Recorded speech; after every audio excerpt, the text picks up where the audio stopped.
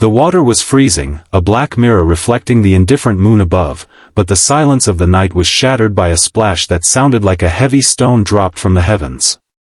Mark, a man whose hands were calloused from years of labor and whose eyes held the weary look of a father carrying the world on his shoulders, didn't think. He didn't weigh the risks. He didn't consider that he was the only provider for his 6-year-old daughter waiting at home. He simply ran. He dove into the icy embrace of the river, his lungs seizing from the shock, thrashing toward the silhouette struggling against the current. He didn't know then that the woman he was pulling from the depths was one of the wealthiest people in the city. He didn't know that she was broken in ways money couldn't fix. And he certainly couldn't have predicted that minutes later, shivering on the riverbank, she would ask him a question that would haunt him: "Will you turn away if I undress?" Before we dive deep into this story of survival, hidden scars, and the kind of love that heals the soul, please take a moment to hit that like button. It helps us share these inspiring moments with more people. And if you believe in good karma, make sure to subscribe and turn on notifications so you never miss a story that touches the heart. Now, let's go back to that freezing riverbank. Mark dragged the woman onto the muddy grass, both of them gasping for air, their breaths forming frantic clouds of steam in the cold night air. She was coughing up water, her expensive silk blouse clinging to her skin, ruined and soaked. Mark, shivering violently, immediately stripped off his heavy canvas jacket. It was old and frayed at the cuffs, but it was warm. He moved to drape it over her, but she flinched, scrambling backward on the mud with a look of pure terror in her eyes. It wasn't the fear of a woman who had almost drowned, it was the fear of being seen. "I'm not going to hurt you," Mark said, his voice gentle despite his chattering teeth. He held the jacket out like a peace offering. "You're freezing. You need to get warm, or hypothermia will set in." The woman, whose name was Elena, looked at him. She was used to people looking at her with greed, with envy, or with the sycophantic adoration reserved for the CEO of a tech empire. But this man looked at her with simple, unadulterated concern. He didn't recognize her. To him, she was just a human being in trouble. She looked down at her soaked clothes. The silk had become translucent, and the cold was biting into her bones like 1,000 needles. She knew she had to get the wet layers off her skin and put on his dry jacket, but a paralyzing shame held her frozen. I need to take this off," she stammered, her voice trembling. "But you have to promise me something." "Anything," Mark said, rubbing his arms to generate heat.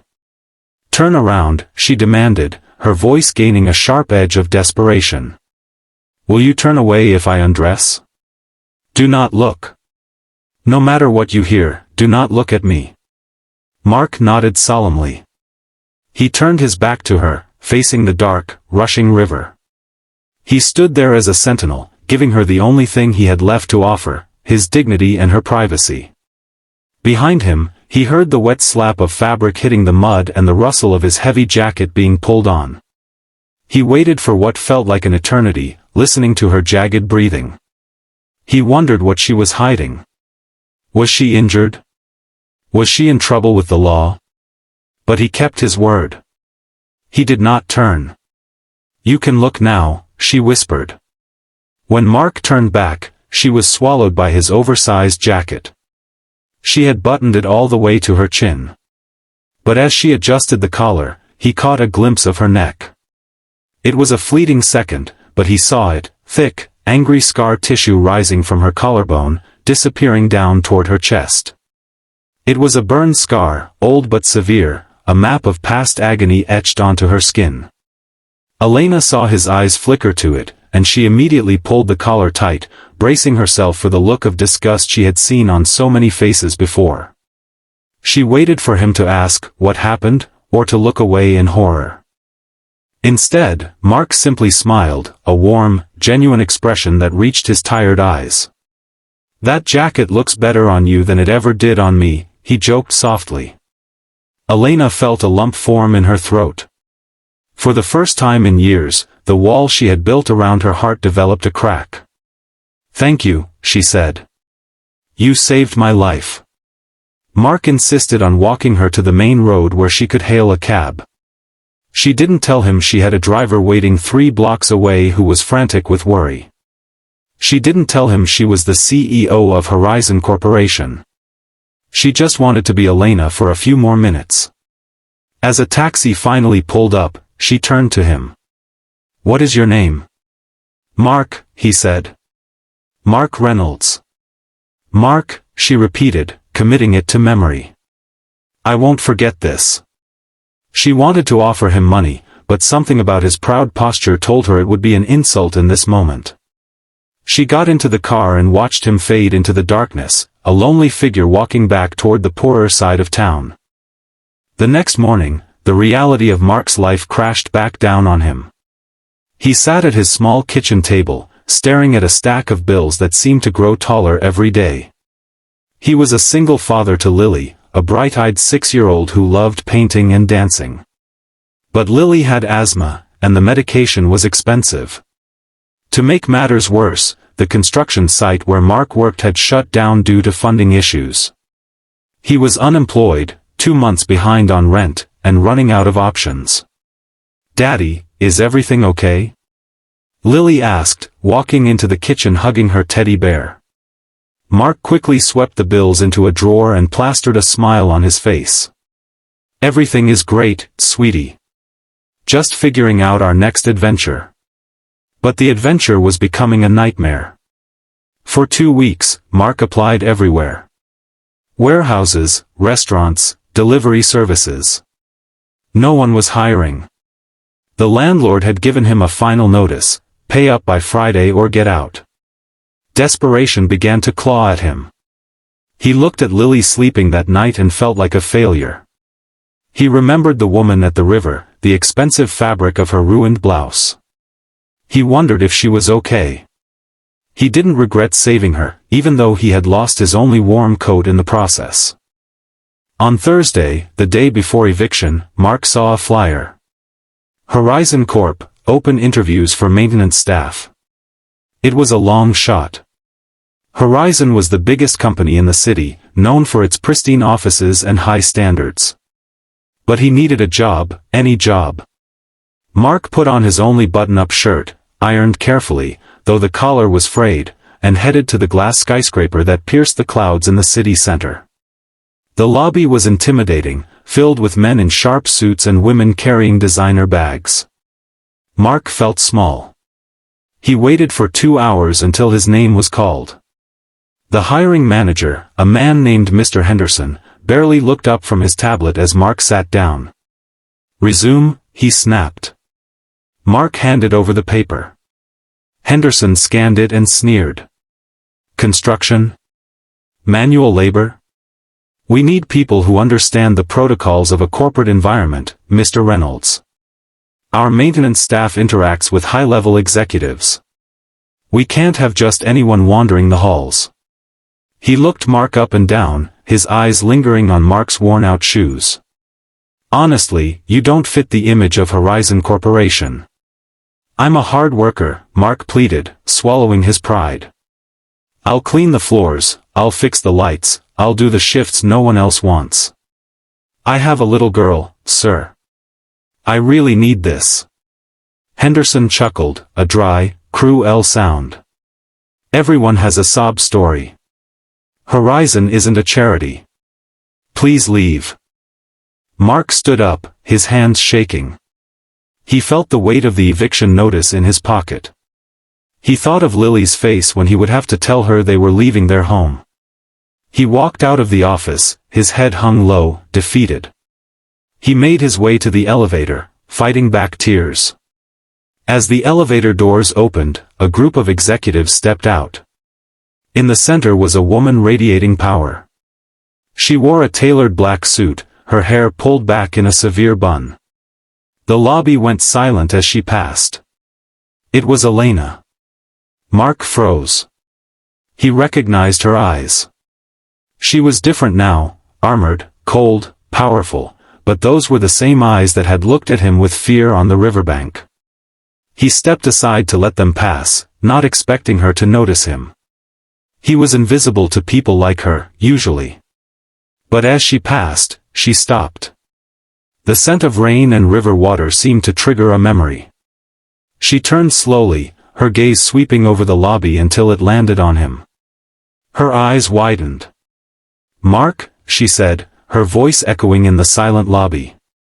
The entourage of executives froze. Mr. Henderson, who had followed Mark out to ensure he left the building, went pale. "Ms. Vance? You know this individual?" Elena ignored Henderson. She walked straight to Mark, closing the distance between them. She looked at his frayed collar, his tired eyes, and the hopelessness hanging around him. "You didn't tell me," she said softly. "Tell you what?" Mark asked, confused. "That you were the one applying today." She turned to Henderson, her voice dropping to a temperature that could freeze water. "Mr. Henderson, surely you have processed Mr. Reynolds' paperwork?" Henderson stammered, sweating profusely. Well, Ms. Vance, I didn't think he was a good fit for the company image. His background is... His background? Elena interrupted, her voice rising so the whole lobby could hear.